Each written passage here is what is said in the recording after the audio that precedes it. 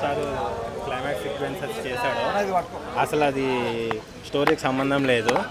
ఆ క్లైమాక్స్ విషయంలో కానీ సెకండ్ హాఫ్ విషయంలో కానీ అదే పవన్ కళ్యాణ్ ఫ్యాన్స్ కూడా లిటరల్లీ డిసప్పాయింట్ అవుతారు. కానీ సినిమాకి బాగా ప్లస్ అయింది ఏంటంటే కీరవాణి బీజిఎంతో and elevations, action sequences. Power star ఎట్లా చెప్పారో తెలియదు కానీ నిజంగా కీరవాణి గారు బీజిఎంకి ప్రాణం పెట్టారు. ఇప్పుడు 800 పెట్టారు కదా రేటు, దానికి వర్తబుల్ అనిపించిందా, మీకు సాటిస్ఫై అనిపించిందా మూవీ? 800 ప్రీమియర్ పెట్టారు కదా, కానీ నాకైతే సాటిస్ఫాక్షన్ అనిపించలేదు.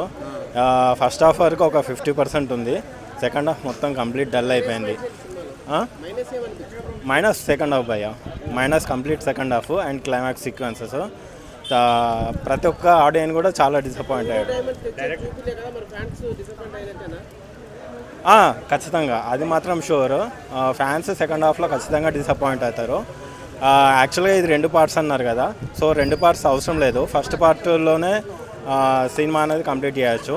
ఏంటంటే మనకు సెకండ్ హాఫ్లోనే అసలు ఏంటి మోటో ఏంటిది అనేది సెకండ్ హాఫ్లో చూపిస్తారు.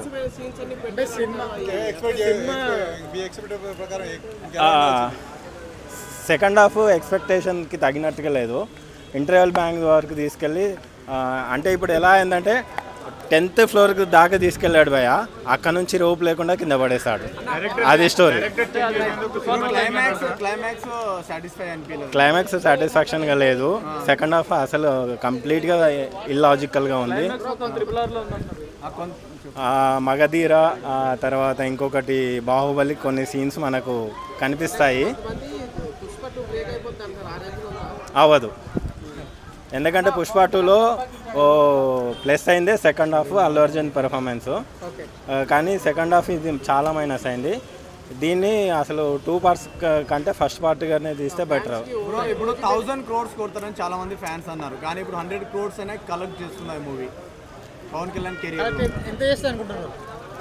ఇదే అయితే ఇప్పుడు అదే పవన్ కళ్యాణ్ ఫ్యాన్ బేస్ మీద ఒక 100 to 200 crores అయితే కలెక్ట్ చేస్తుంది అంతే. అది కూడా పెట్టిన రేట్ల ప్రకారం, లేకపోతే లేదు.